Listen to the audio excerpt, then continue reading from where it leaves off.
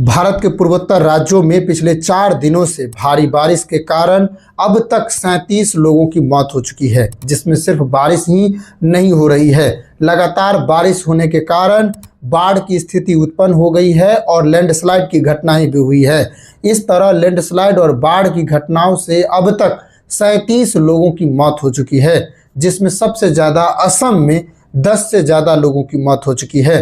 पूरे पूर्वोत्तर भारत में स्थिति ऐसी है कि लोगों को लग रहा है कि किसी तरह भगवान बारिश को बंद कर दे, क्योंकि इतनी तबाही मच गई है कि अब लोगों के मन से प्रार्थना है, दुआएं हैं। भारत के अलग अलग हिस्सों से भी पूर्वोत्तर भारत के लोगों के लिए प्रार्थनाएं और दुआएं करनी चाहिए, ताकि उन लोगों को लगे कि हमारे साथ पूरा भारत एक है। स्थिति बहुत भयावह है। असम में 10 लोगों की मौत हुई है, अरुणाचल प्रदेश में 9 लोगों की मौत हुई है, मिजोरम में 5 लोगों की मौत हुई है और मेघालय में 6 लोगों की मौत हुई है। सबसे ज़्यादा स्थिति खराब है सिक्किम में। यहाँ पर लैंडस्लाइड की घटनाएं बहुत तेज़ी से बढ़ रही है। इस घटना से अब तक कई लोग चपेट में आ चुके हैं। जैसे कल शाम 7 बजे एक लैंडस्लाइड हुई। इस लैंडस्लाइड के कारण मिलिट्री कैंप भी इसके चपेट में आ गई, जिससे 3 जवानों की मौत हो गई, जिनके सब बरामद हुए हैं। उनके नाम और ठिकाने भी सामने आ चुके हैं और अभी तक 4 से 6 लोग मलबे के अंदर दबे हुए हैं, उनका पता नहीं चल पाया है। वहीं 4 लोगों को आराम से निकाल लिया गया। कुल मिलाकर ये कि 4 लोग जो है उसे सुरक्षित निकाला गया। 6 लोग मलबे के नीचे अभी भी दबे हुए हैं और 3 जवानों की मौत हो चुकी है। ये घटना सिक्किम की है। सेना ने सोमवार को घटना की जानकारी देते हुए बताया कि जिन जवानों के शव मिले हैं उनकी पहचान हवलदार लखविंदर सिंह, लांस नायक मनीष ठाकुर और पोर्टर अभिषेक लखारा के रूप में हुई है। दूसरी तरफ सिक्किम के लाचेन और अलग अलग जगहों पर, जो टूरिस्ट वाली जगह है जहां पर लोग घूमने आए थे अनेक राज्यों से, वहां पर करीब 1000 से ज़्यादा लोग फंस चुके हैं। तो पूरे पूर्वोत्तर भारत की स्थिति वर्तमान में ऐसी है। तमाम वीडियोज़ और फोटोज़ आप हमारे स्क्रीन पर देख सकते हैं, जो पूर्वोत्तर भारत की कहानियां चीख चीख कर कह रही है। इसी तरह की घटना सिक्किम में साल 2023 में हुई थी। अक्टूबर 2023 में बादल फटने के बाद तीस्ता नदी में बाढ़ आ गई थी। इस बाढ़ के कारण 18 से ज़्यादा लोगों की मौत हुई थी और कम से कम 100 लोग लापता हुए थे, जिसमें सिर्फ सेना के ही 22 जवान थे जो पूरी तरह लापता हो गए। उनका पता आज तक नहीं चला। तो ये बाढ़ और लैंडस्लाइड की घटनाएं पूर्वोत्तर भारत के लिए दिन प्रतिदिन भयावह बनती जा रही है।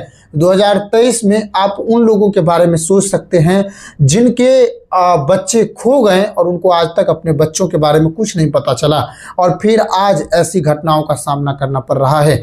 भारतीय सेना के जवान, भारतीय एयरफोर्स और भारतीय अधिकारी की ओर से लगातार इसको लेकर प्रयास किए जा रहे हैं और इस पर अब जानकारी जुटाई जा रही है। राहत सामग्री पहुंचाने जाने की बात सामने आ रही है। पूर्वोत्तर राज्यों में राहत और बचाव कार्यों के लिए भारतीय सेना, भारतीय एयरफोर्स और असम राइफल्स के जवानों को तैनात किया गया है। असम में 3.64 लाख मतलब 3.5 लाख से अधिक लोगों को बाढ़ प्रभावित घोषित किया गया है, जिसे लगातार बाहर निकाला जा रहा है। तो आप सोचिए कि भारतीय सेना के जवान और अलग अलग यूनिट्स के जवान कितने बड़े पैमाने पर उन इलाकों में अपनी भूमिका निभा रहे हैं।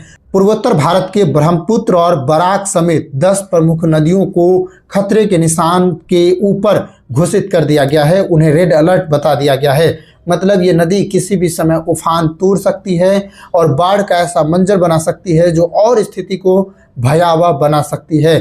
तो ये स्थिति पूर्वोत्तर भारत में बना हुआ है। मणिपुर में बाढ़ से अब तक जो रिपोर्ट आ रही है उससे लगभग 20,000 से ज़्यादा लोगों प्रभावित हुए हैं और 3,365 परिवारों के घर क्षतिग्रस्त हो चुके हैं, जिसमें त्रिपुरा के 10,000 से ज़्यादा लोग बाढ़ से प्रभावित हुए हैं। मिजोरम के राजधानी आइजोल में भी भारी बारिश के कारण लगभग सभी स्थिति खतमे पर है। स्कूल बंद कर दिया गया है। लोगों को आम खाना पीना और सामान लाने में दिक्कत हो रही है। तो ये सारी चीज़ें जो है पूर्वोत्तर भारत में हो रही है।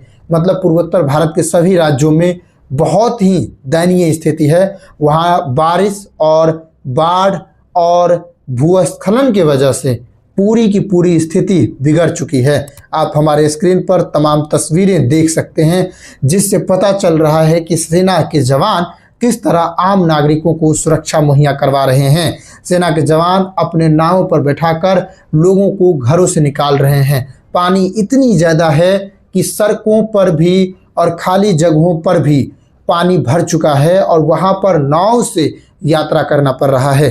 तो ये स्थिति बन चुकी है। अब तो ये कहना बड़ा मुश्किल हो गया है कि कहाँ सड़क था और कहाँ क्या था, लेकिन अनुमान के मुताबिक सेना अपनी काम कर रही है, लोगों को घरों से निकाल रही है और सेना लोगों को मदद करने के लिए हर संभव मदद कर रही है। इसीलिए भारतीय एयरफोर्स की सहायता भी तत्काल ली गई है। आप हमारे स्क्रीन पर ऐसे फ़ोटोज़ देख सकते हैं। एक फ़ोटोज़ हमारे स्क्रीन पर देखिए, जिसमें सेना के जवान किस तरह बच्चों को बचा रहे हैं और किस तरह वहां के लोगों को नाव में बिठाकर बाहर निकाल रहे हैं। तो सेना के जवान तत्परता के साथ वो काम कर रहे हैं और लोगों को बचा रहे हैं। तो स्थिति दयनीय है और समझ सकते हैं कि वहाँ पर लोगों को खाने पीने में भी अब दिक्कतों का सामना करना पड़ रहा है। वहाँ पर जानवर पल रहे हैं, लोगों को पालतू जानवरों को साथ लेकर बाहर निकलना पड़ रहा है, घरों से अपने ज़रूरी सामान निकाल रहे हैं। पता नहीं किसी को आशा भी है कि नहीं कि अब इस घर में वापस लौट पाएंगे या नहीं, क्योंकि स्थिति बहुत भयावह हो गई है। तो ये जो ही चीज़ें हो रही है वो बताता है कि स्थिति कितनी ख़राब हो चुकी है। बड़े बुजुर्गों की हालत और ख़राब है क्योंकि उसे निकालने में दिक्कतें हो रही हैं। बाढ़ इतनी ज़्यादा है कि सड़कें और पुलें टूट गई हैं, जिससे अब और ज़्यादा दिक्कतों का सामना करना पड़ रहा है। तमाम ऐसी तस्वीरें हैं जो बता रही है कि भारतीय एयरफोर्स के जो सेना है वो अपने हेलीकॉप्टर के मदद से राहत सामग्री पहुंचा रहे हैं और जनता की मदद कर रहे हैं। इन सभी से जुड़े तमाम तस्वीरें हमारे सामने हैं। इसको लेकर राहुल गांधी ने मांग भी किया है, उन्होंने ट्वीट किया है और कहा है कि पूर्वोत्तर के राज्यों से को हेल्प किया जाए, हर जरूरी संभव मदद किया जाए, क्योंकि भारी नुकसान अभी देखने को मिल रहा है। मानसून पहले आ गई और इससे पूर्वोत्तर भारत में काफ़ी नुकसान हुआ है। इसी तरह बिहार, बंगाल और मध्य प्रदेश के जुड़े इलाकों में भी अलर्ट जारी किया गया है तूफान से रिलेटेड। राहुल गांधी ने अपने ट्विटर पर ट्वीट करके पूर्वोत्तर भारत के लिए ट्वीट किया है और कहा है कि पूर्वोत्तर राज्यों विशेषकर असम और अरुणाचल प्रदेश में भारी बारिश से हुई जनहानि की खबर अत्यंत दुखद है। इस त्रासदी के कारण गुवाहाटी में हालात बेहद चिंताजनक है। जनजीवन पूरी तरह से अस्त व्यस्त हो गया है। मैं केंद्र और राज्य सरकारों से अपील करता हूं कि राहत और बचाव कार्यों को तेज किया जाए और हर जरूरतमंद तक तुरंत सहायता पहुंचाई जाए। कांग्रेस के सभी नेताओं और कार्यकर्ताओं से आग्रह है कि हर प्रभावित व्यक्ति की मदद के लिए राहत कार्यों में हर संभव सहायता प्रदान करें। इस तरह राहुल गांधी ने पूर्वोत्तर भारत में आई बाढ़ और भूस्खलन में जो भारी क्षति हुई है उनके लिए प्रार्थना की है और लोगों को अधिक से अधिक सुविधा प्रदान करने के लिए राहत सामान पहुंचाने के लिए ट्वीट किया है और अपनी बात रखा है। तो ये बहुत ज़रूरी बात है। अभी हम सभी को तूफान और बारिश से अलर्ट पर रहना चाहिए। जब भी आपके पास ऐसी घटनाएं होती है, खास करके बारिश बहुत ज़्यादा होने लगे, तूफान होने लगे, तो आप अपने आसपास की चीज़ों को बचाइए, खुद को बचाइए, बड़े बुजुर्गों को बचाइए और दक्षिण भारत के लिए एक बार प्रे जरूर कीजिए कि उन लोगों की स्थिति बहुत जल्द ठीक हो जाए। आप क्या सोचते हैं कमेंट करके बताइएगा। नमस्कार, जय हिंद।